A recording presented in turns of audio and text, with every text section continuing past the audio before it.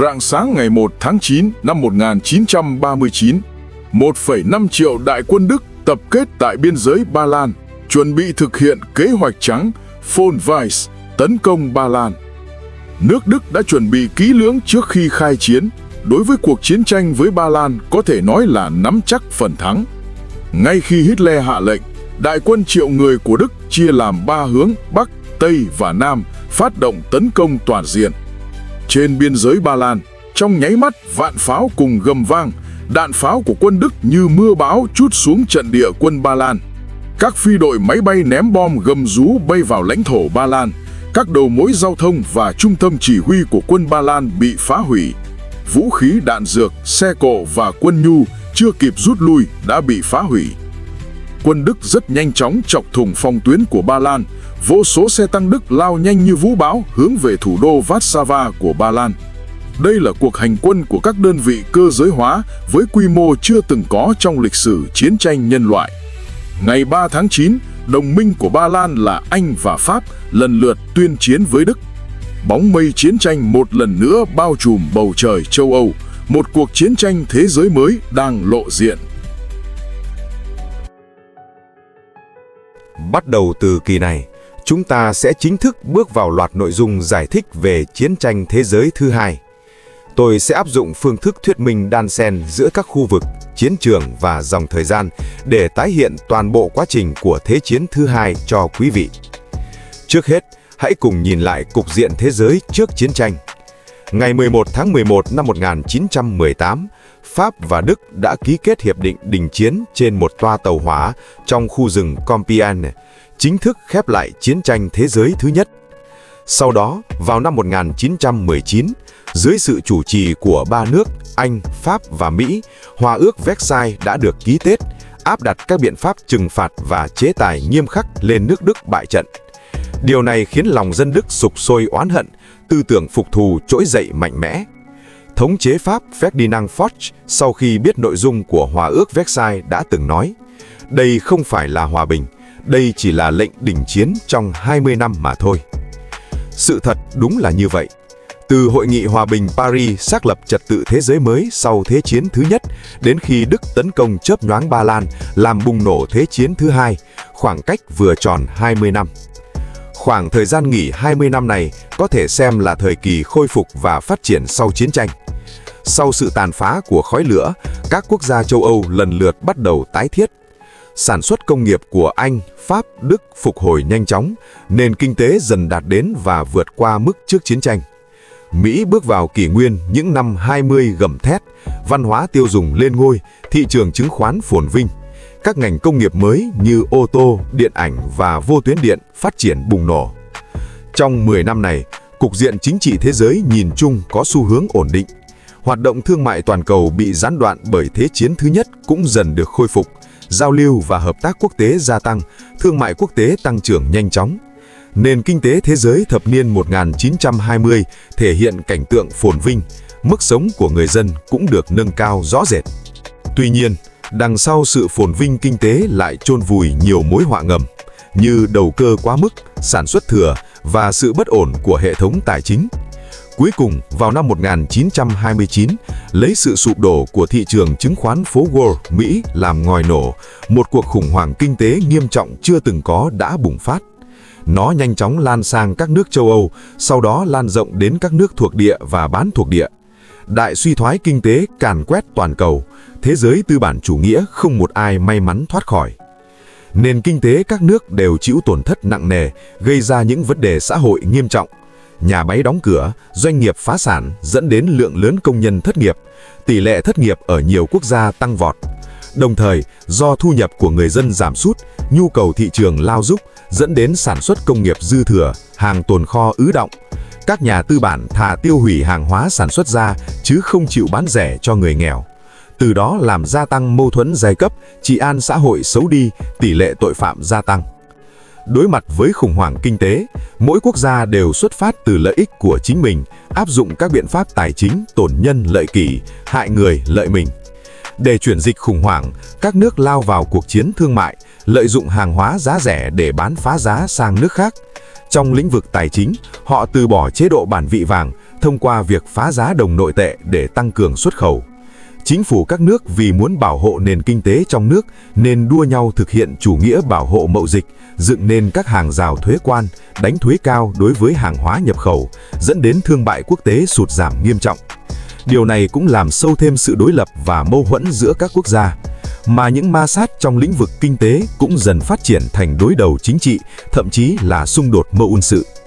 Năm 1929, một cuộc đại khủng hoảng kinh tế ảnh hưởng toàn cầu đã phá vỡ hoàn toàn trật tự thế giới, dẫn dắt nhân loại đi vào thập niên 30 đầy hỗn loạn và biến động.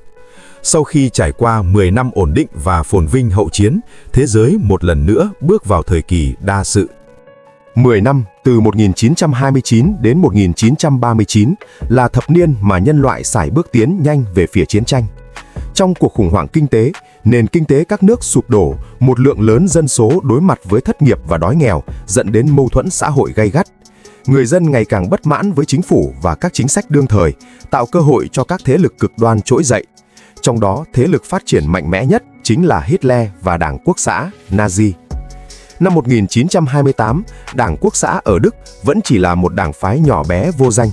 Trong cuộc bầu cử năm đó, họ chỉ giành được 800.000 phiếu bầu. Tuy nhiên, chỉ 2 năm sau, dưới tác động của cuộc đại suy thoái, các chủ trương của Hitler và Đảng Quốc xã đã giành được sự ủng hộ của đông đảo những người theo chủ nghĩa dân tộc và chủ nghĩa dân túy. Trong cuộc bầu cử năm 1930, số phiếu của Đảng Quốc xã tăng vọt lên 6,4 triệu phiếu. Trong vòng 2 năm, số người ủng hộ Hitler đã tăng gấp 8 lần, trở thành ngôi sao chính trị đang lên trên chính trường Đức. Đến năm 1932, số ghế của Đảng Quốc xã trong Quốc hội đã tăng vọt từ 23 ghế năm 1928 lên 230 ghế, trở thành đảng lớn nhất trong Quốc hội. Năm 1933, Hitler chính thức nắm quyền chính trị tại Đức, từ đó bước vào con đường tái vũ trang. Ở vùng Viễn Đông, nền kinh tế Nhật Bản cũng chịu ảnh hưởng nghiêm trọng của cuộc đại suy thoái. Trong khoảng năm 1929-1931, kinh tế Nhật Bản suy thoái 8%. Để chuyển dịch mâu thuẫn trong nước, Nhật Bản đẩy nhanh bước chân bành trướng ra bên ngoài, đặt ánh mắt xâm lược lên vùng Đông Bắc Trung Quốc mà họ đã thèm khát từ lâu. Ngay từ năm 1927, Thủ tướng Nhật Bản Tanaka Giichi, điền trung nghĩa nhất, trong bản tấu trình lên Thiên Hoàng đã đề cập: muốn chinh phục thế giới, tất phải chinh phục Trung Quốc, muốn chinh phục Trung Quốc, tất phải chinh phục Mãn, Mông. Không chỉ vì vùng Đông Bắc đất đai màu mỡ, tài nguyên phong phú, mà còn bởi vì sau khi chiếm được Đông Bắc, vùng này sẽ nối liền với thuộc địa Triều Tiên thành một dải, trở thành bàn đạp để tiến lên phía Bắc tấn công Liên Xô và xuôi xuống phía Nam xâm lược Trung Quốc. Do đó, vào ngày 18 tháng 9 năm 1931, Nhật Bản đã phát động sự kiện Phụng Thiên, sự biến 918 tại Trung Quốc, sau đó chiếm đóng toàn bộ vùng Đông Bắc, dựng lên Phổ Nghi, vị vua cuối cùng của nhà Thanh, để thành lập chính quyền bù nhìn Mãn Châu Quốc. Cuộc kháng chiến chống Nhật của nhân dân Trung Quốc cũng bắt đầu từ đây.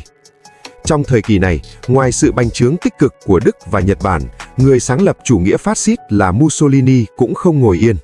Tháng 10 năm 1935, Ý xâm lược Ethiopia và đến tháng 5 năm sau thì hoàn thành việc chiếm đóng quân sự. Ethiopia bị sáp nhập vào thuộc địa Đông Phi của Ý. Ngày 25 tháng 10 năm 1936, Đức và Ý đạt được hiệp ước liên minh phối hợp chính sách ngoại giao, thiết lập trục Berlin-Roma, lần đầu tiên đưa ra khái niệm phe trục. Khi đó, còn một nhân vật khác khá thân thiết với Hitler và Mussolini là Francisco Franco, lãnh đạo phe quốc gia Tây Ban Nha. Ngày 17 tháng 7 năm 1936, nội chiến Tây Ban Nha bùng nổ. Dưới sự hỗ trợ của Đức và Ý, một lượng lớn máy bay và xe tăng đã được chuyển đến chiến trường Tây Ban Nha. Phe quốc gia do Franco lãnh đạo cuối cùng đã đánh bại phe Cộng hòa được Liên Xô hỗ trợ, từ đó thiết lập nền cai trị độc tài tại Tây Ban Nha. Đến năm 1937, đây là một năm khắc cốt ghi tâm đối với mỗi người dân Trung Quốc. Ngày 7 tháng 7, Nhật Bản gây ra sự biến Lư Câu Kiều, phát động cuộc chiến tranh xâm lược toàn diện Trung Quốc. Cuối tháng 7, Bắc Bình, Bắc Kinh ngày nay và Thiên Tân thất thủ. Sau đó, Nhật Bản quyết định xuôi Nam tấn công trung tâm kinh tế Thượng Hải, chĩa mũi nhọn vào thủ đô Nam Kinh và ngạo mạn tuyên bố sẽ tiêu diệt Trung Quốc trong 3 tháng. Lần này, Tưởng Giới Thạch cũng hạ quyết tâm liều chết với người Nhật đến cùng. Ngày 17 tháng 7, tại Lư Sơn, Tưởng Giới Thạch ban bố lệnh tổng động viên toàn quốc, chỉ ra rằng nếu chiến tranh nổ ra thì đất không phân chia Nam Bắc, người không phân biệt già trẻ. Bất luận là ai đều có trách nhiệm giữ đất kháng chiến, đều phải ôm quyết tâm hy sinh tất cả. Trong hội chiến Tùng Hổ, trận Thượng Hải sắp diễn ra, để bảo vệ Thượng Hải, cả nước trên dưới đều đoàn kết một lòng. Toàn bộ hội chiến đã huy động hơn 70 vạn binh sĩ, tương đương 1/3 binh lực Trung Quốc lúc bấy giờ. Không chỉ có quân Trung ương tinh nhuệ, mà còn có các lực lượng vũ trang địa phương như quân Xuyên, Tứ Xuyên, quân Việt, Quảng Đông, quân Tương, Hồ Nam, quân Quế, Quảng Tây, quân Đông Bắc đều đến chi viện Thượng Hải. Thời nội chiến, các đội quân này dù có ân oán với nhau, nhưng trước kẻ thù lớn, tất cả đều gạt bỏ hiềm khích cũ, chung lưng đấu cật, cùng nhau cứu nước. Tưởng Giới Thạch cũng dốc hết vốn liếng, tung toàn bộ các đơn vị tinh nhuệ trực hệ vào chiến trường.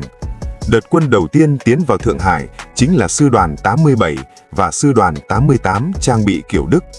Đây là các đơn vị kiểu mẫu do Cố vấn quân sự Đức huấn luyện, trang bị toàn bộ vũ khí Đức, là lực lượng có sức chiến đấu mạnh nhất cả nước lúc bấy giờ, được coi là át chủ bài trong các át chủ bài. Phía Nhật Bản cũng dồn binh lực lớn tại Thượng Hải. Trong hội chiến, quân Nhật 3 lần tăng viện quy mô lớn, tổng binh lực đạt 30 vạn người. Những đơn vị này thuộc các sư đoàn hạng A, giáp chủng sư đoàn của Nhật, trang bị tinh nhuệ, giàu kinh nghiệm chiến đấu, đồng thời nhận được sự hỗ trợ hậu cần và hỏa lực mạnh mẽ.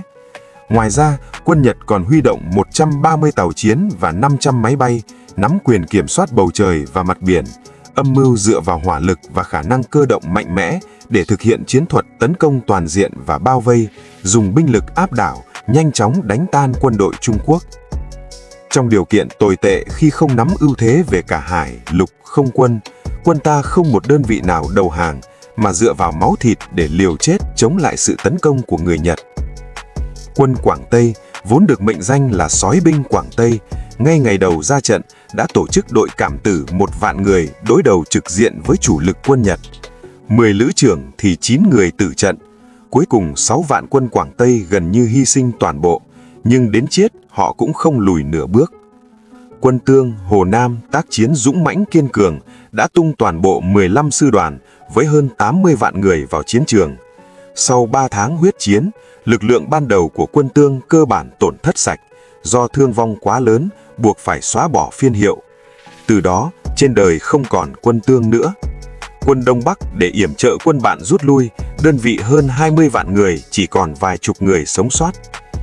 Các sư đoàn trang bị kiểu Đức tinh nhuệ nhất của quân Trung ương như sư đoàn 36, 87, 88 và tổng đội giáo đạo Trung ương cũng chỉ còn lại chưa đến 3 phần binh lực. Trong trận bảo vệ Tứ Hành Kho, Trung đoàn Phó Trung đoàn 524 thuộc sư đoàn 88 là Tạ Tấn Nguyên đã dẫn đầu 800 tráng sĩ cố thủ nhà kho. Thực tế chỉ có hơn 400 người, đối đầu kịch liệt với quân Nhật đông gấp nhiều lần, dựa vào vật tư và trang bị hạn chế để kiên quyết giữ trận địa, viết nên một bản hùng ca bi tráng lay động lòng người. Hội chiến Tùng Hồ, trận Thượng Hải là trận chiến khốc liệt nhất trong thời kỳ kháng chiến chống Nhật, được mệnh danh là cối xay thịt phương Đông. Trong suốt chiến dịch, quân đội Trung Quốc thương vong khoảng 30 vạn người, quân Nhật thương vong khoảng 10 vạn người. Mặc dù cuối cùng không thể đảo ngược kết cục thất bại, nhưng trận chiến này lại có ý nghĩa quan trọng đối với toàn bộ cuộc kháng chiến. Nó không chỉ đập tan ảo tưởng, tiêu diệt Trung Quốc trong 3 tháng của quân Nhật, cổ vũ niềm tin kháng chiến của nhân dân cả nước, mà còn tranh thủ được thời gian quý báu để di rời các ngành công nghiệp dân tộc vào nội địa, đặt nền móng vật chất cho cuộc chiến trường kỳ với quân Nhật sau này. Sau khi chiếm được Thượng Hải, quân Nhật lại tổ chức binh lực tấn công thủ đô Nam Kinh và chọc thủng thành Nam Kinh vào ngày 13 tháng 12, gây ra vụ thảm sát Nam Kinh vô nhân đạo. Hội chiến Vũ Hán năm 1938 là trận chiến có quy mô lớn nhất, thời gian dài nhất và tiêu diệt được nhiều địch nhất trong cuộc kháng chiến chống Nhật. Quân Quốc dân Đảng, Quốc quân huy động khoảng 1 triệu quân, thương vong khoảng 40 vạn người. Quân Nhật huy động khoảng 30 vạn quân, thương vong khoảng 10 vạn người. Sau khi hội chiến Vũ Hán kết thúc, cục diện chiến tranh toàn quốc cơ bản ổn định. Chiến lược đánh nhanh thắng nhanh ép chính phủ quốc dân đầu hàng để kết thúc chiến tranh của Nhật Bản từ đây bị phá sản. Cuộc kháng chiến chuyển sang giai đoạn cầm cự, tương trì chiến lược. Bên cạnh sự kháng cự của quân Quốc dân Đảng trên chiến trường chính diện, Chiến trường trực diện. Tại các chiến trường rộng lớn sau lưng địch, hậu phương địch, các đội du kích và dân quân do Bát Lộ quân và Tân Tứ quân lãnh đạo cũng phát huy vai trò quan trọng. Họ tận dụng lợi thế am hiểu địa hình và lòng dân, khéo léo vòng vo với địch, phá hoại các cơ sở giao thông và nguồn tiếp tế hậu cần của quân Nhật, giáng cho kẻ thù những đòn nặng nề. Chính nhờ sự phối hợp lẫn nhau giữa hai đảng Quốc Cộng, nhân dân Trung Quốc mới có thể kiên trì trong cuộc kháng chiến gian khổ tuyệt trần, trở thành chiến trường chính tại phương Đông chống lại phát xít Nhật trong chiến tranh thế giới thứ hai. Khi thời gian bước sang năm 1939, khoảng cách đến khi chiến tranh thế giới thứ hai bùng nổ toàn diện đã gần ngay trước mắt. Vào nửa đầu năm này, một chiến dịch thường bị mọi người bỏ qua nhưng lại có ảnh hưởng sâu rộng đã diễn ra, đó chính là chiến dịch Nomonhan, phía Liên Xô gọi là chiến dịch Khankhin-Gol giữa Liên Xô và Nhật Bản. Nguyên nhân bùng nổ chiến tranh là do xung đột biên giới. Mãn Châu Quốc do Nhật Bản dựng lên tiếp giáp với nước ngoại Mông Cổ do Liên Xô hậu thuẫn. Giữa hai nước luôn tồn tại tranh chấp về vấn đề quy thuộc của khu vực phía tây Nomonhan kéo dài đến sông Khankhin-Gol, Hà Lạp Hà. Từ thập niên 30, những ma sát nhỏ xung quanh tranh chấp lãnh thổ giữa Mãn Châu Quốc và ngoại Mông diễn ra liên miên, và cuối cùng dẫn đến cuộc chiến trực tiếp giữa những kẻ kiểm soát đứng sau hai nước này là Nhật Bản và Liên Xô. Chiến dịch này tuy quy mô không lớn nhưng lại thay đổi phương hướng chiến lược trong tương lai của Nhật Bản. Tại Đại bản doanh quân đội Nhật lúc bấy giờ, về vấn đề hành động quân sự tiếp theo sau khi xâm lược Trung Quốc, tồn tại hai phương hướng chiến lược hoàn toàn trái ngược nhau là Bắc Tiến và Nam Tiến. Bắc Tiến mở rộng lên phía Bắc vào khu vực Đông Bắc Á, chủ yếu nhắm vào Liên Xô. Nam Tiến mở rộng xuống phía Nam vào khu vực Đông Nam Á, chủ yếu nhắm vào Mỹ. Bộ Tham mưu Nhật Bản luôn tranh cãi về hai đường lối này nên mãi chưa đưa ra quyết định cuối cùng. Sau khi Nhật Bản xâm lược toàn diện Trung Quốc năm 1937, đạo quân Quan Đông của Nhật đồn trú tại Đông Bắc cũng dục dịch hành động, chủ trương đường biên giới giữa Mãn Châu Quốc và Mông Cổ phải đẩy đến lấy sông Khankhin-Gol làm ranh giới, đồng thời phái đội cảnh vệ biên phòng sang bờ Đông. Từ đó, ma sát về tranh chấp lãnh thổ giữa đôi bên cũng dần leo thang.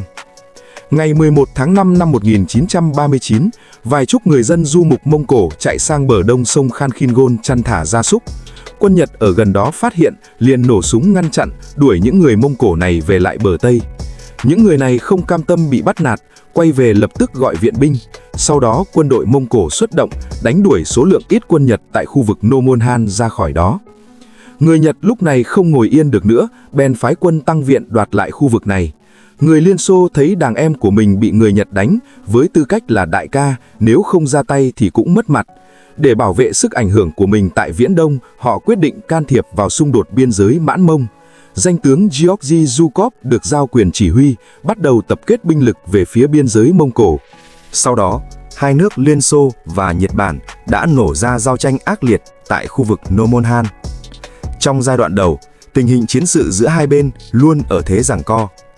Cùng với việc lực lượng tăng viện của quân đội Liên Xô không ngừng được tăng cường, vào tháng 8 năm 1939, Zhukov đã chỉ huy quân Liên Xô phát động một cuộc tấn công quy mô lớn. Dựa vào ưu thế về số lượng xe tăng, máy bay và pháo binh, các đơn vị cơ giới hóa và lực lượng không quân của Liên Xô đã phát huy vai trò then chốt trong trận chiến. Lượng lớn xe tăng và xe bọc thép phối hợp với sự yểm trợ từ trên không đã giúp quân Liên Xô tập trung hỏa lực trên chiến trường, nhanh chóng cơ động chọc thủng phòng tuyến của quân Nhật và bao vây đối phương. Cuối cùng, họ đã đánh tan sư đoàn 23 thuộc đạo quân Quan Đông của Nhật Bản, giành được thắng lợi quyết định. Trong chiến dịch Nomonhan, tướng Zhukov, người mà lúc bấy giờ chưa mấy tên tuổi, nhờ khả năng chỉ huy xuất sắc đã giành được sự tán thưởng của Stalin, mở đường cho việc ông được giao phó những trọng trách lớn trên chiến trường Xô Đức sau này. Tuy nhiên, trong chiến dịch Nomonhan, Liên Xô cũng phải trả cái giá rất đắt. Quân Nhật thương vong hơn 3 vạn người, quân Liên Xô thương vong hơn 25.000 người, chỉ có thể coi là một chiến thắng nhọc nhằn, thảm thắng. Sau trận Nomonhan, Nhật Bản đã nhận thức được khoảng cách to lớn về các đơn vị cơ giới hóa và sức mạnh không quân so với Liên Xô.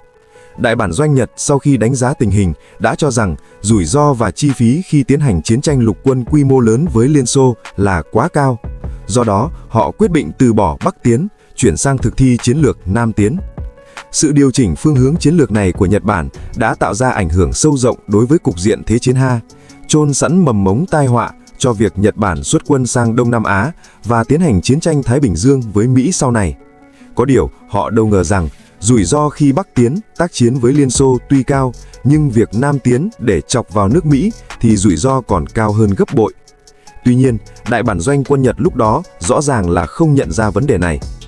Ngày 9 tháng 9 năm 1939, Nhật Bản đưa ra yêu cầu đình chiến với Liên Xô. Liên Xô lúc bấy giờ cũng không có ý định mở rộng chiến quả. Ngày 15 tháng 9, hai bên ký kết hiệp định đình chiến. Ngày 16 tháng 9, hai quân chính thức ngừng bắn. Chiến dịch Nomonhan tuyên bố kết thúc. Có người sẽ hỏi, tại sao Liên Xô không thừa thắng xông lên để giành lấy thắng lợi lớn hơn nữa? Đó là bởi vì lúc này họ đã không còn lo xuổi vùng Viễn Đông được nữa rồi. Ở phía châu Âu đã xảy ra chuyện lớn. Năm 1939, tình hình châu Âu thay đổi kịch tính.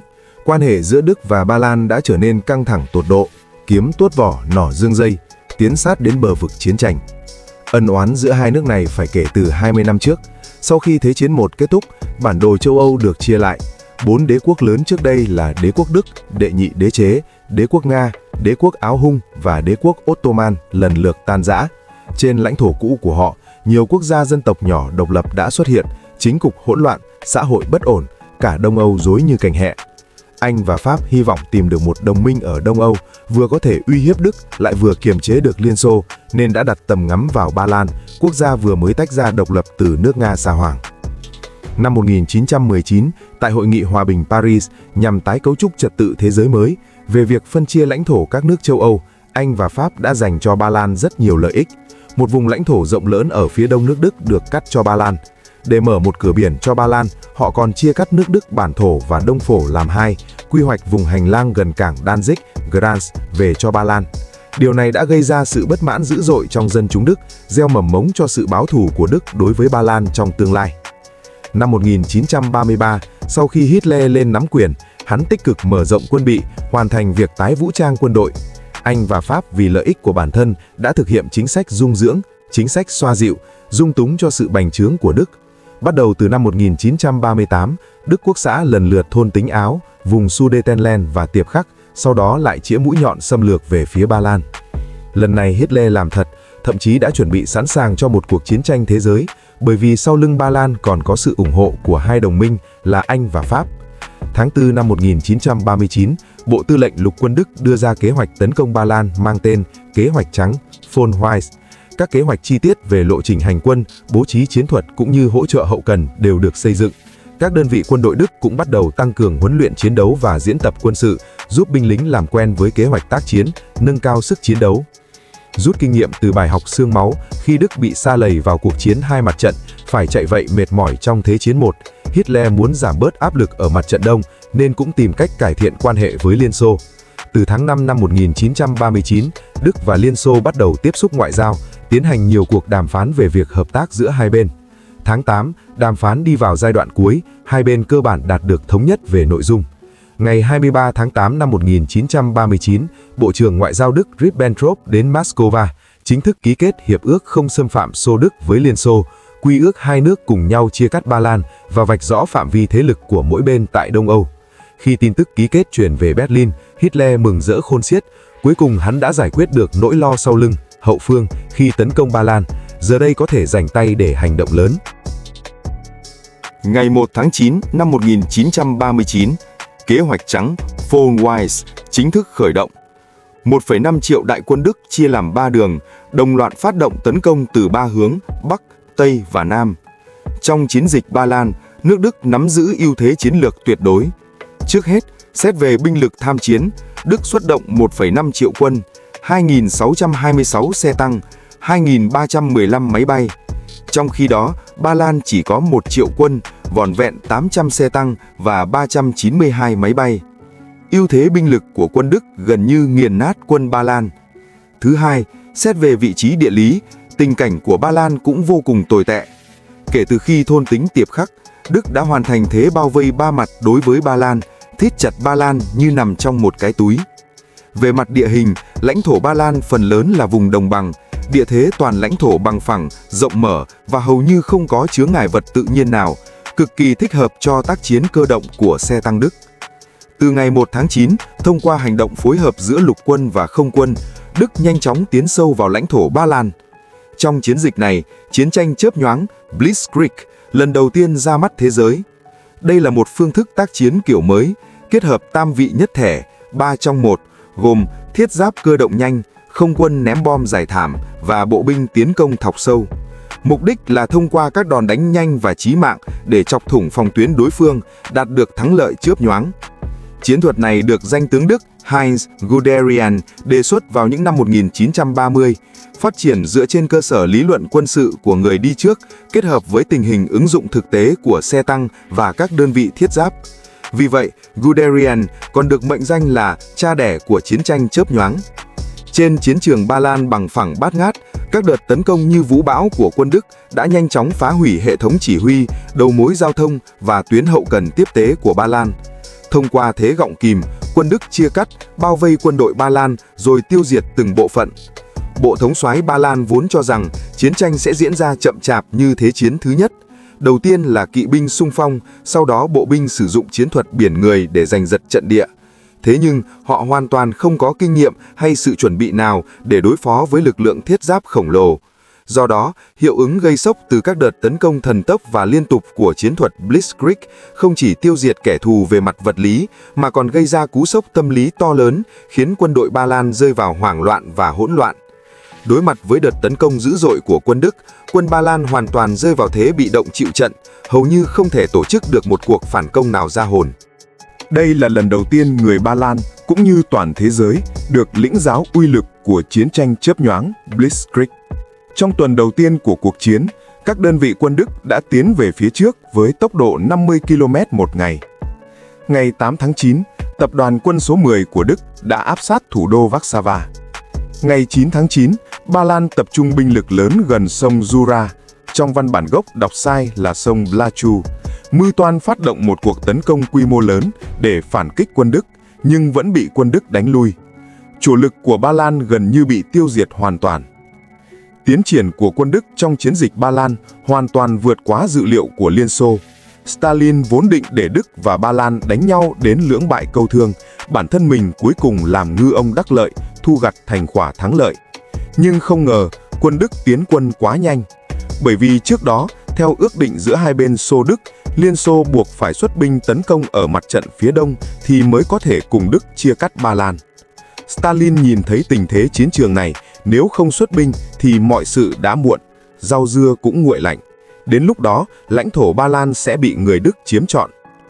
Lúc này, chính là thời kỳ Liên Xô và Nhật Bản đang giao tranh tại Nomonhan. Vì vậy, khi quân Liên Xô giành được thắng lợi nhỏ, họ không thừa thắng truy kích mà chọn ký kết hiệp định đình chiến với Nhật Bản.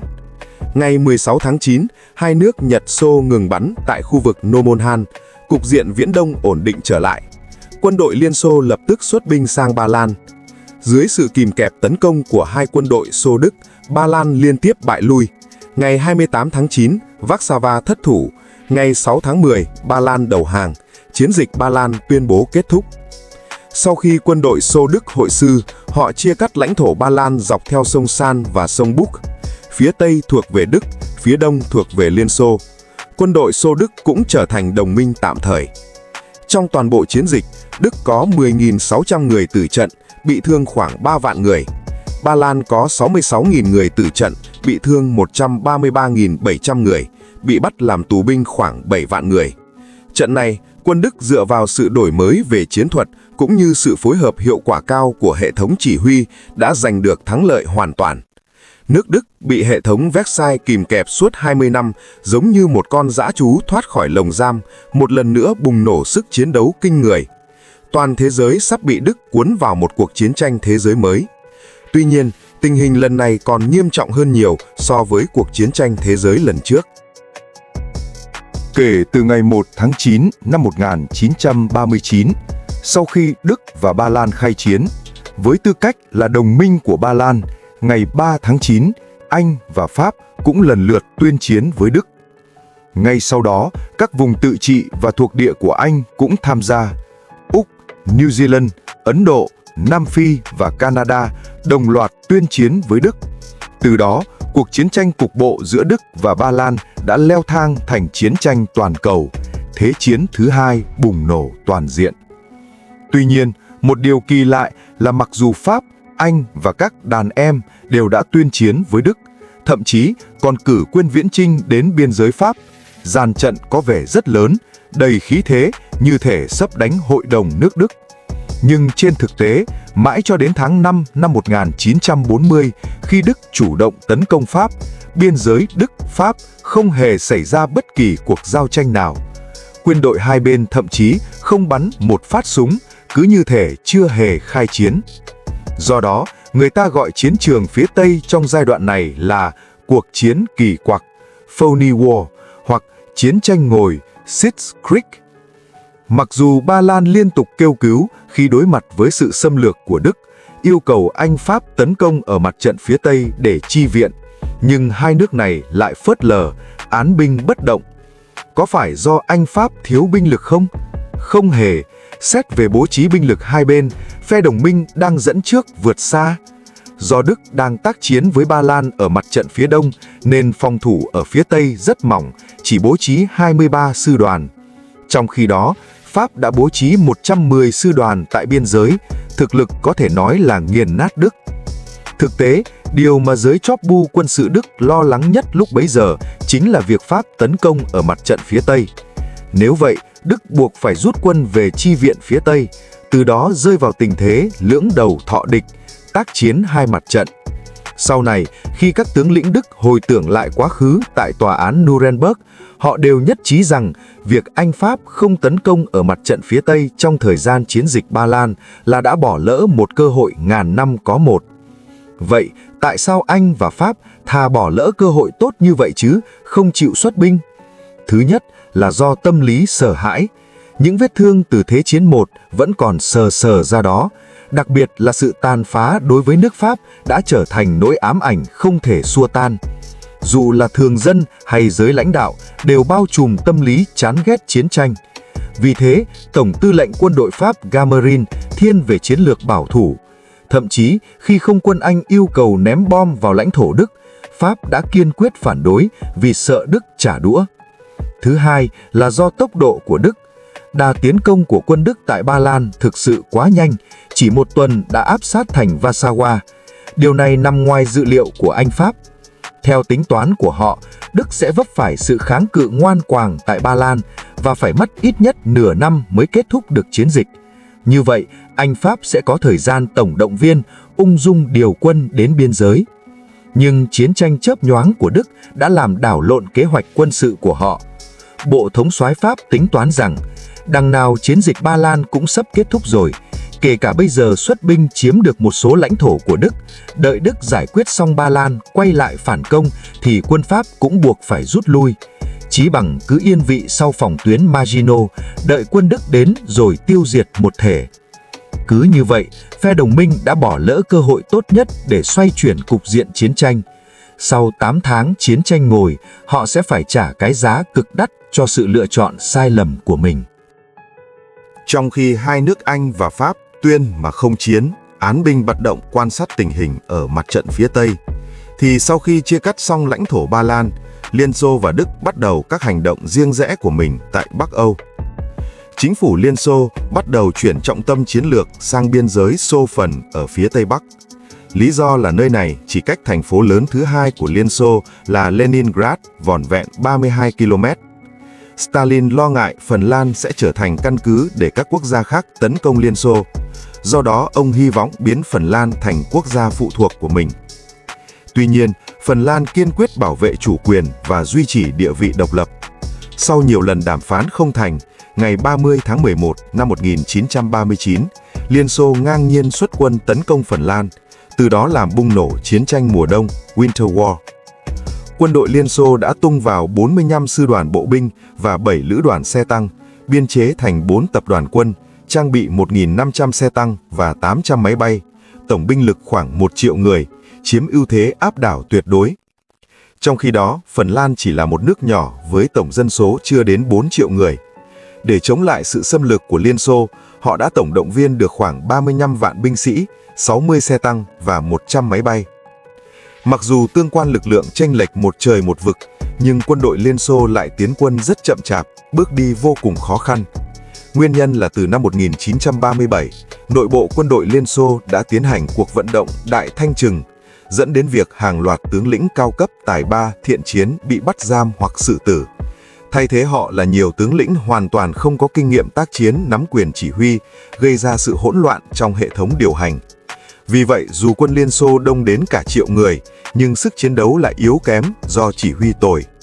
Ngược lại, quân đội Phần Lan tuy trang bị thô sơ nhưng lại chiếm ưu thế về địa hình, binh sĩ lại am hiểu tác chiến trong tuyết.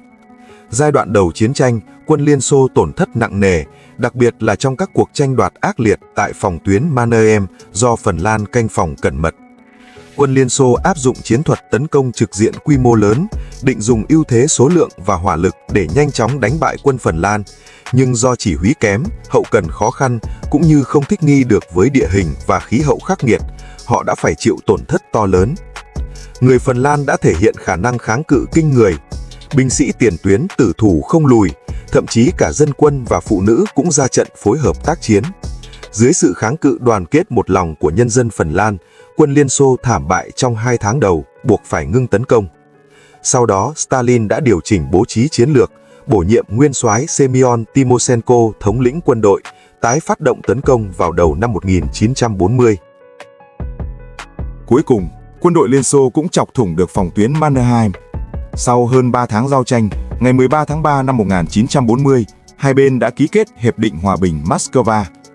Phần Lan buộc phải cắt nhượng 11% lãnh thổ và 30% tài sản kinh tế cho Liên Xô. Chiến tranh Xô Phần tuyên bố kết thúc. Trong toàn bộ chiến dịch này, Liên Xô thương vong khoảng 32 vạn người, Phần Lan thương vong khoảng 7 vạn người. Liên Xô tuy tung vào binh lực lớn nhưng lại chịu tổn thất nặng nề, uy tín quốc gia cũng bị ảnh hưởng nghiêm trọng. Cuối cùng, họ chỉ thu được một diện tích lãnh thổ rất nhỏ, hoàn toàn không đạt được mục tiêu chiến lược ban đầu là chinh phục toàn bộ Phần Lan. Do đó, trận chiến này còn được gọi là trận đánh mất mặt nhất của Liên Xô. Những khiếm khuyết và sự yếu kém mà quân đội Liên Xô bộc lộ đều đã bị Hitler nhìn thấy rõ. Từ đó, hắn kết luận rằng quân đội Liên Xô rất yếu ớt, không chịu nổi một đòn, càng củng cố thêm quyết tâm tấn công Liên Xô của hắn sau này. Về phía Đức, tiến triển tại Bắc Âu lại thuận lợi hơn nhiều. Để ngăn chặn sự phong tỏa trên biển của Anh và bảo đảm nguồn cung quặng sắt cho Đức, Đức quyết định xâm lược Đan Mạch và Na Uy, đồng thời vạch ra kế hoạch tác chiến mang mật danh Chiến dịch Weser-Bubang, tập trận Weser, văn bản gốc ghi sai là Joseph. Ngày 9 tháng 4 năm 1940, lính dù Đức nhảy dù xuống thủ đô Copenhagen của Đan Mạch. Chỉ 4 giờ sau, chính phủ Đan Mạch tuyên bố đầu hàng. Quân Đức ngay trong ngày hôm đó đã tiến vào Đan Mạch. Sự kháng cự duy nhất đến từ một đại đội xe đạp ở biên giới. Nguyên nhân là do họ không nhận được thông báo đầu hàng của chính phủ kịp thời. Tuy nhiên, cũng chính nhờ việc cắt lỗ kịp thời này, Đan Mạch chỉ hy sinh tổng cộng 15 người, trở thành quốc gia có tổn thất nhỏ nhất trong số các nước giao chiến với Đức. Tuy nhiên, cuộc xâm lược của Đức vào Na Uy lại không thuận lợi như vậy. Ngày 9 tháng 4, lính dù Đức một lần nữa nhảy dù xuống thủ đô Oslo của Na Uy. Quốc vương Na Uy không những không đầu hàng mà còn rút về vùng nông thôn, tổ chức cho thường dân và quân đội đánh du kích với quân Đức. Na Uy đã khổ chiến, cầm cự với Đức suốt 2 tháng trời. Cuối cùng do thực lực quá chênh lệch nên buộc phải đầu hàng. Mặc dù chỉ kiên trì được 63 ngày, nhưng dưới thế tấn công vũ bão của quân Đức, đây đã là một thành tích đáng nể. Na Uy cũng trở thành quốc gia có thời gian kháng cự Đức lâu thứ 2 trên lục địa châu Âu, chỉ sau Liên Xô. Sau khi chinh phục Bắc Âu, Đức đã giải quyết triệt để nỗi lo bị đánh úp sau lưng khi quyết chiến với Anh Pháp. Lúc này, Hitler càng thêm ngang ngược, không còn kiêng nể gì nữa, đã nóng lòng muốn tiến quân sang Pháp. Khi chiến dịch Ba Lan đã ngã ngũ, Hitler phải đối mặt với một vấn đề vô cùng hóc búa. Đó là hoạch định chiến lược tấn công nước Pháp. Phải dùng phương thức nào, chiến lược gì để chinh phục nước Pháp? Điều này quan hệ mật thiết đến hướng đi tương lai của toàn bộ cuộc chiến. Suy do cùng, Pháp là một đế quốc thực dân lâu đời, sở hữu 3 triệu đại quân, được mệnh danh là cường quốc lục quân số 1 thế giới, từng kiên trì suốt 4 năm không bại trong Thế chiến 1. Thực lực không thể xem thường. Cuối năm 1939, Bộ Tổng tham mưu lục quân Đức đưa ra phương án tấn công Pháp mang tên Kế hoạch vàng, For Gelb. Phiên bản ban đầu của kế hoạch vàng tương tự như kế hoạch Schlieffen thời Thế chiến I, đều dự định để chủ lực quân Đức đi qua Bỉ tấn công thủ đô Paris của Pháp, thông qua một trận chiến bao vây tiêu diệt quy mô lớn đối với quân Pháp để giành thắng lợi quyết định. Tuy nhiên, Hitler lại vô cùng thất vọng với phương án này. Ông cho rằng phương án này quá khuôn mẫu, thiếu sự đổi mới, không thể phát huy tối đa tiềm năng tác chiến của quân Đức. Hitler hy vọng có thể phát động một cuộc đột kích bằng lực lượng thiết giáp mang tính quyết định giống như chiến dịch Ba Lan. Nhưng ý định này lại vấp phải sự phản đối của thống chế lục quân Brauchitsch và nhiều tướng lĩnh Đức. Họ cho rằng sự cơ động nhanh của các tập đoàn quân thiết giáp có hiệu quả tốt khi đối đầu với quân đội hạng 2 như Ba Lan, nhưng đối với đội quân hạng nhất như quân Pháp thì khó mà phát huy tác dụng. Do bất đồng giữa các bên quá lớn, phiên bản đầu tiên của kế hoạch vàng bị gác lại. Ngày 10 tháng 1 năm 1940, một sĩ quan Đức mang theo tài liệu kế hoạch vàng đi công tác, khi ngồi máy bay đã bị lạc đường do sương mù dày đặc, buộc phải hạ cánh khẩn cấp xuống Bỉ. Sự kiện Mechelen.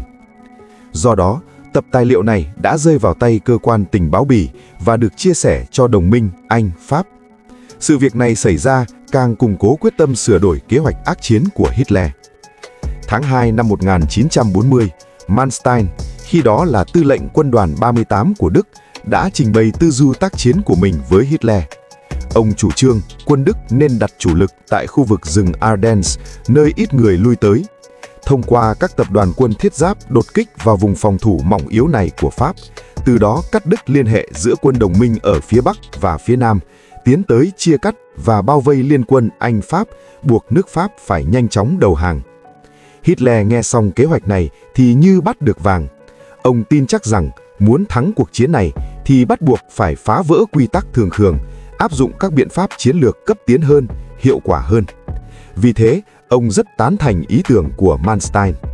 Ngày hôm sau, ông yêu cầu Bộ Tổng tham mưu lục quân Đức lấy đề xuất của Manstein làm cơ sở để xây dựng một kế hoạch tác chiến mới. Ngày 27 tháng 2 năm 1940, phiên bản thứ tư của kế hoạch vàng bắt đầu ra đời. Đây chính là kế hoạch Manstein, giúp quân Đức giành thắng lợi bất ngờ trong chiến dịch Pháp, hay còn được gọi là kế hoạch cắt lưỡi liềm, Schickel-Schnitt. Sau một thời gian chuẩn bị, ngày 10 tháng 5 năm 1940, chiến dịch Pháp chính thức mở màn. Bố trí binh lực của hai bên như sau. Đức xuất động 132 sư đoàn, khoảng 2.700 xe tăng, 7.500 khẩu pháo, 5.100 máy bay. Đồng minh Anh, Pháp, Bỉ, Hà Lan tổng cộng xuất động 134 sư đoàn, khoảng 5.800 xe tăng, 14.000 khẩu pháo, 2.600 máy bay. Từ số liệu trên, có thể thấy hai bên tham chiến đều có ưu nhược điểm riêng. Số lượng quân đội đại thể tương đương nhau, đều khoảng 3 triệu quân. Liên quân Anh-Pháp có số lượng xe tăng và pháo nhiều hơn, chiếm ưu thế về hỏa lực. Còn quân Đức có số lượng máy bay nhiều hơn, nắm chủ quyền bầu trời, chế không quyền. Thực lực hai bên có thể nói là kẻ 8 lạng, người nửa cân. Theo lẽ thường, chắc chắn sẽ diễn ra một cuộc ác chiến kéo dài lâu dài.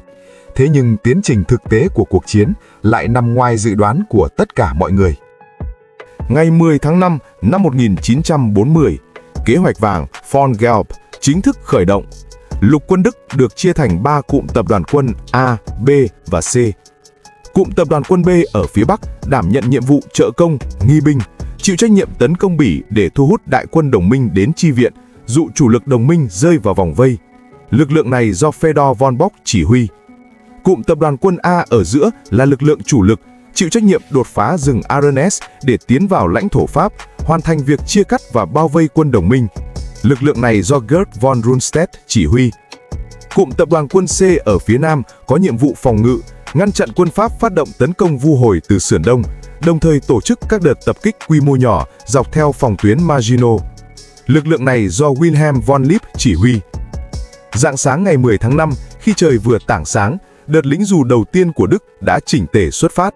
Họ nhảy dù xuống lãnh thổ Hà Lan và Bỉ, tiến hành phá hoại các cây cầu, cơ sở hạ tầng và pháo đài quân sự tại địa phương. Không quân Đức xuất kích các phi đội máy bay ném bom oanh tạc dữ dội vào các thành phố, sân bay và đầu mối đường sắt. Đòn tấn công bất ngờ này lập tức gây ra sự hỗn loạn cho quân đội địa phương và nỗi hoảng sợ cho người dân. Quân Đức thừa dịp hỗn loạn, tiên phong phát động tấn công vào Hà Lan, Bỉ và Luxembourg, tiến triển vô cùng thuận lợi. Luxembourg sau khi nghe tin Đức tấn công đã lập tức đầu hàng mà không đánh, lập kỷ lục quốc gia đầu hàng nhanh nhất thế giới trong Thế chiến II. Hà Lan đầu hàng sau 4 ngày, Bỉ đầu hàng sau 18 ngày. Đòn nghi binh của cụm tập đoàn quân B tại Bỉ quả thực đã thu hút sự chú ý của quân đồng minh. Giống hệt kịch bản năm 1914, chủ lực Anh-Pháp tập kết tại miền Bắc nước Pháp đã hỏa tốc tăng viện cho Bỉ. Họ đâu ngờ rằng mình đã sập bẫy của người Đức. Trong khi đó, chủ lực thực sự của Đức là cụm tập đoàn quân A đang băng qua khu rừng Ardennes vốn bỏ trống binh lực, mưu toan bao vây chủ lực Anh-Pháp từ phía sau. Đi tiên phong chính là quân đoàn thiết giáp số 19 của Heinz Guderian. Guderian chỉ mất 2 ngày để vượt qua hẻm núi dài 110 km ở vùng Ardennes, lao nhanh về phía nội địa nước Pháp. Chiều tối ngày 12 tháng 5, quân tiên phong Đức đã xuất hiện bất ngờ tại phòng tuyến sông Meuse, văn bản gốc Mạc Tư Hà. Ngày 13 tháng 5, quân Đức hạ gục pháo đài Sedan, văn bản gốc Sắt Đương của Pháp và phát động 3 đợt vượt sông. Để yểm trợ cho cuộc tấn công của cụm tập đoàn quân A, không quân Đức lúc này đã nắm quyền kiểm soát bầu trời, đã thực hiện chiến dịch ném bom quy mô lớn nhất thế giới tính đến thời điểm đó. Cuộc không kích kéo dài suốt 8 tiếng đồng hồ, 9 liên đội máy bay ném bom đã thực hiện 3.940 lượt xuất kích. Đòn không kích của Đức gây thiệt hại to lớn cho phòng tuyến quân Pháp. Binh lính tiền tuyến hoảng loạn, đội hình rối loạn, sĩ khí sụp đổ và bắt đầu đầu hàng theo đơn vị. Ngày 14 tháng 5, quân Đức vượt sông thành công, đứng vững chân trên lãnh thổ Pháp. Ngay sau đó, các tập đoàn quân thiết giáp Đức bắt đầu tiến sâu như trốn không người với tốc độ kinh hoàng. Quân đoàn thiết giáp số 19 của Guderian tiến nhanh về phía Tây, mục tiêu là khu vực Dunkirk, văn bản gốc Đôn Hách Nhĩ Khắc bên bờ eo biển Manche. Để đến đích sớm nhất, Guderian tranh thủ từng giây từng phút trên đường tiến quân. Khi gặp từng tốp lớn lính Pháp đầu hàng, ông thậm chí không muốn tốn thời gian xử lý mà dùng loa phóng thanh thông báo: "Chúng tôi không có thời gian bắt giữ các anh, hãy bỏ vũ khí xuống và mau chóng rời đi, đừng cản đường." Trong khi đó, sư đoàn thiết giáp số 7 của Erwin Rommel cũng tiến triển thần tốc. Họ hành quân ngày đêm không nghỉ, không cho quân Pháp cơ hội thiết lập phòng tuyến mới. Sư đoàn thiết giáp số 1 của Pháp sau khi giao chiến với quân của Rommel đã gần như bị tiêu diệt hoàn toàn, chỉ còn lại 3 chiếc xe tăng hoạt động được. Tính đến ngày 17 tháng 5, chỉ một tuần sau khi chiến dịch Pháp bắt đầu, Rommel đã bắt giữ 1 vạn tù binh Pháp, trong khi bản thân chỉ tổn thất 36 người. Ngày 20 tháng 5, quân tiên phong của sư đoàn thiết giáp số 2 Đức đã xuất hiện tại bờ sông Somme, nhìn về phía Tây đã thấy eo biển Manche. Lúc này, cụm tập đoàn quân A đã cùng cụm tập đoàn quân B hình thành thế bao vây đối với chủ lực đồng minh. Dưới sự truy kích gắt gao của quân Đức, quân đồng minh liên tiếp bại lui. Chỉ sau 2 tuần khai chiến, họ đã phải rút từ Bỉ về cảng biển nhỏ bé Dunkirk. Lực lượng chủ lực đồng minh tại miền Bắc nước Pháp lúc này chỉ còn lại khoảng 40 vạn quân. Ngày 24 tháng 5, quân đoàn thiết giáp số 19 của Guderian và quân đoàn thiết giáp số 41 của Reinhardt đã đi đầu đến Dunkirk. Hàng chục sư đoàn bộ binh phía sau cũng đang nườm nượp kéo đến. Guderian quyết tâm đánh một trận bao vây tiêu diệt đẹp mắt tại Dunkirk, xóa sổ hoàn toàn mấy chục vạn quân còn lại của đồng minh. Chúng lúc quân Đức đang đắc ý chuẩn bị phát động tấn công thì bất ngờ nhận được mệnh lệnh từ Hitler ngừng hành động. Về lý do tại sao Hitler lại ra lệnh ngừng tấn công tại Dunkirk, đến nay vẫn còn nhiều ý kiến trái chiều, nhưng chủ yếu tập trung vào các quan điểm sau. Thứ nhất là để bảo vệ lực lượng thiết giáp. Hitler cho rằng các đơn vị thiết giáp đã di chuyển thọc sâu quá nhanh, khiến binh lính kiệt sức, cần được nghỉ ngơi chỉnh đốn gấp. Hơn nữa, khu vực Dunkirk chằng chịt sông ngòi và đầm lầy, địa hình này không thuận lợi cho xe tăng và các đơn vị cơ giới hành quân. Nếu mạo hiểm tấn công, có thể chịu tổn thất nghiêm trọng, ảnh hưởng đến kế hoạch xuôi Nam tấn công Paris sau đó. Thứ hai là sự tự tin thái quá vào không quân. Tư lệnh không quân Đức là Hermann Göring, khi thấy lục quân tiến như trẻ tre tại Pháp, liên chiến liên thắng, liền cảm thấy hào quang và công lao đều bị lục quân chiếm hết. Vì thế, hắn vỗ ngực cam đoan với Hitler rằng không cần lục quân ra tay, chỉ cần dựa vào không quân là có thể tiêu diệt sạch quân đồng minh đang bị vây hãm. Hitler đã tin vào lời của hắn. Thứ ba là xuất phát từ toan tính chính trị. Hitler cho rằng việc để lại một số đơn vị quân đội rút về Anh có thể thể hiện thiện chí của mình, từ đó gia tăng lợi thế đàm phán hòa bình với Anh. Xuất phát từ những toan tính kể trên, Hitler đã ra lệnh ngừng tấn công. Ngày 24 tháng 5, thế tấn công của quân Đức tại Dunkirk đột ngột dừng lại. Điều này đã mang đến cho quân đồng minh một cơ hội ngàn năm có một để lấy hơi, giúp việc tổ chức cuộc rút lui trên biển trở nên khả thi. Trong thời gian này, quân đồng minh tích cực củng cố công sự phòng ngự, chuẩn bị chặn đứng đợt tấn công tiếp theo của Đức. Từ ngày 26 tháng 5, Anh khởi động chiến dịch máy phát điện, tổ chức cho các đơn vị đồng minh tại cảng Dunkirk rút về bản thầu Anh. Hải quân Anh đã điều động 1 tàu tuần dương, 8 tàu khu trục và 26 tàu hộ tống đến vận chuyển binh lính, nhưng số lượng này vẫn còn thiếu rất nhiều. Vì vậy, chính phủ Anh đã thông qua đài phát thanh để kêu gọi trưng dụng tàu thuyền dân sự, nhận được sự hưởng ứng tích cực của người dân. Tàu hàng, tàu cá, tàu khách, thậm chí cả du thuyền tư nhân đều nườm nượp ra khơi, hướng về Dunkirk. Tổng cộng có 861 tàu thuyền các loại đã tham gia vào đoàn quân cứu viện, được gọi là đoàn tàu nhỏ của Dunkirk. Lúc này, Hitler mới tỉnh ngộ, nếu không tấn công thì quân đồng minh sẽ chạy hết. Do đó, vào ngày 26 tháng 5, hắn hạ lệnh khôi phục tấn công, nhưng đã quá muộn. Trên chiến trường, cơ hội trôi qua chỉ trong chớp mắt. Mặc dù chỉ có vỏn vẹn 2 ngày ngắn ngủi, nhưng quân Anh đã kịp tổ chức được tuyến phòng thủ kiên cố, khiến đợt tấn công mới của bộ binh Đức bị chặn đứng. Để yểm trợ đồng đội rút lui, quân đồng minh tại các trận địa tiền duyên đã kháng cự ngoan ngoãn, khiến quân Đức tiến triển chậm chạp. Ngày 27 tháng 5, không quân Đức tiến hành ném bom dữ dội vào khu vực cảng và bãi biển Dunkirk. Tổng cộng đã ném xuống 1,5 vạn quả bom có sức công phá lớn và 30 vạn quả bom cháy. Dunkirk gần như bị san phẳng.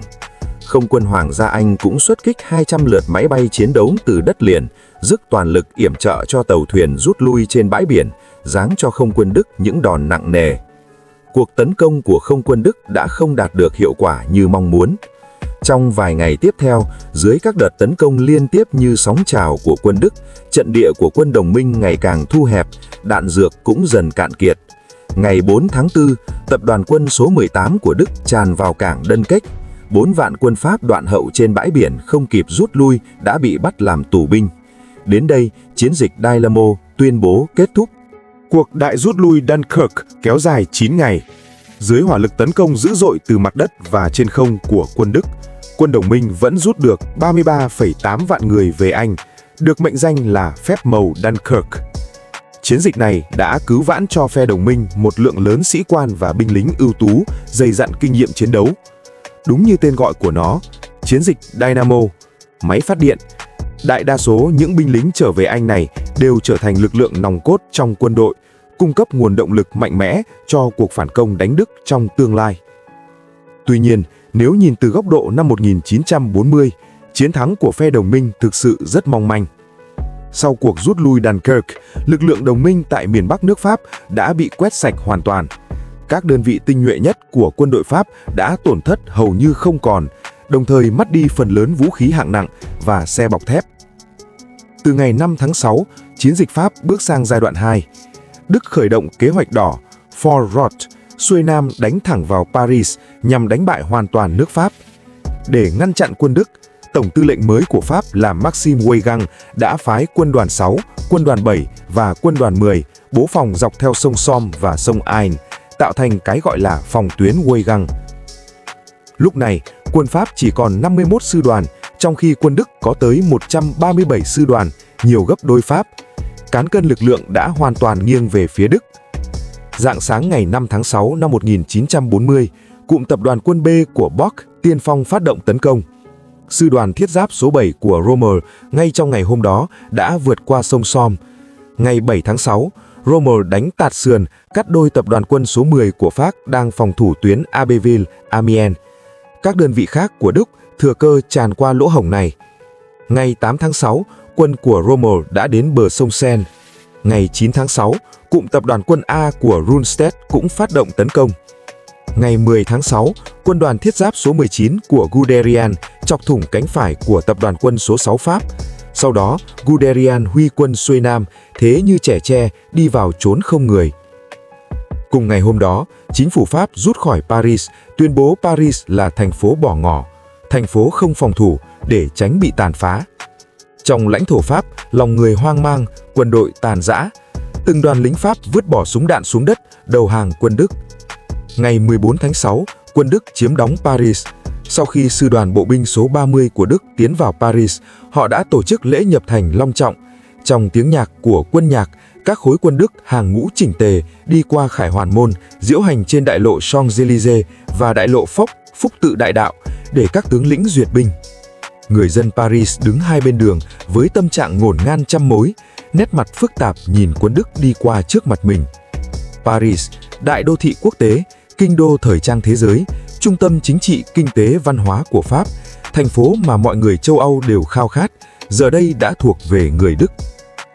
Ngày 22 tháng 6, chính phủ Pháp tuyên bố ngừng kháng cự. Ngày 22 tháng 6, Pháp và Đức ký kết hiệp định đình chiến. Hitler đã cố ý phái người đưa toa tàu hỏa, nơi hai bên từng ký kết hiệp định đình chiến năm 1918, ra khỏi bảo tàng ở Pháp. Trong mắt người Đức, đây là sự trả thù tuyệt vời nhất đối với Pháp. Vẫn là hai quốc gia đó, tại cùng một địa điểm, ký cùng một hiệp định đình chiến, nhưng thân phận thì hoàn toàn đảo ngược. Lần trước, Đức là kẻ thất bại, còn lần này, Đức là kẻ chiến thắng. Ngày 22 tháng 6 năm 1940, Pháp tuyên bố đầu hàng. Nước Pháp, nơi từng được mệnh danh là sở hữu lực lượng lục quân mạnh nhất thế giới, đã bị Đức chinh phục chỉ trong vòng 42 ngày.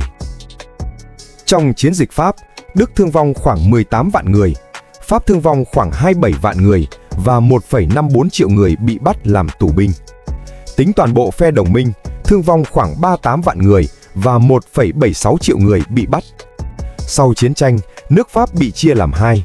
Miền Bắc là vùng chiếm đóng của Đức, miền Nam là vùng tự do Thủ tướng Pháp Pétain cai quản. Vì thủ đô thực tế đặt tại thành phố nhỏ Vichy ở miền Nam, nên thường được gọi là chính phủ Vichy. Trên danh nghĩa, đây là quốc gia độc lập, nhưng thực chất cũng là chính quyền bù nhìn chịu sự kiểm soát của Đức. Sau khi ký hiệp định đình chiến, Hitler cố ý nắn lại vài ngày để du ngoạn Paris. Điểm đến đầu tiên chính là tháp Eiffel, công trình biểu tượng của Paris. Hitler cùng các tùy tùng đã dừng chân dưới tháp, tham quan và chụp ảnh lưu niệm. Việc chụp ảnh trước công trình nổi tiếng thế giới này tượng trưng cho sự chinh phục của hắn đối với Paris. Tiếp đó, hắn đến tham quan nhà hát Opera Paris. Thời trẻ, Hitler từng là một họa sĩ, đặc biệt sở trường vẽ tranh kiến trúc, nên hắn rất am hiểu các công trình của Pháp. Bên trong nhà hát, hắn còn đóng vai hướng dẫn viên cho các thuộc cấp, thao thao bất tuyệt giảng giải về kết cấu độc đáo và lịch sử lâu đời nơi đây. Sau đó, hắn đến viếng mộ Napoleon tại Điện Invalides, văn bản gốc, Vinh Quân Viện. Napoleon từng dẫn dắt binh lính Pháp chinh chiến bốn phương, khiến đại đa số các quốc gia châu Âu phải thần phục. Hitler lúc này dường như cảm động với Napoleon năm xưa. Trước mộ Napoleon, hắn không còn thao thao bất tuyệt nữa, mà trầm mặc hồi lâu rồi chỉ nói một câu: "Đây là khoảnh khắc tươi đẹp nhất trong cuộc đời ta." Sau đó, quay người rời đi. Ngày 6 tháng 7 năm 1940, đây là thời khắc huy hoàng nhất trong cuộc đời Hitler. Berlin đã tổ chức lễ chào mừng rầm rộ, trên đường phố biển người cuộn trào, tiếng vỗ tay vang dội, reo hò chúc mừng Hitler khải hoàn trở về từ Pháp.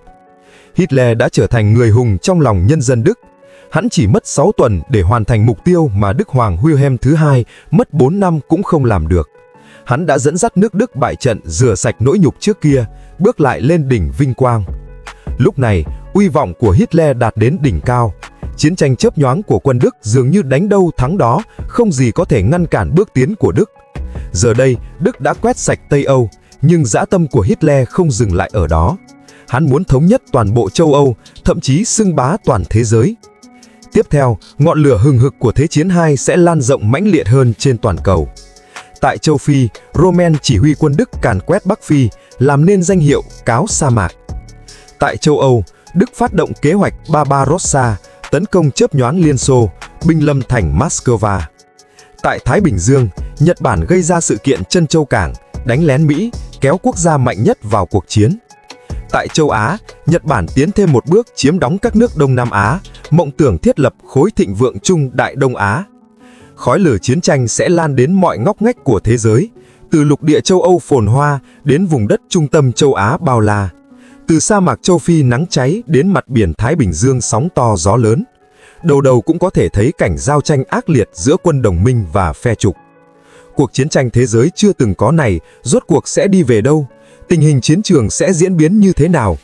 Chúng tôi sẽ tiếp tục giải thích cho các bạn trong video kỳ sau. Loạt video về Thế chiến II đang tiếp tục được cập nhật. Hoan nghênh mọi người tiếp tục theo dõi.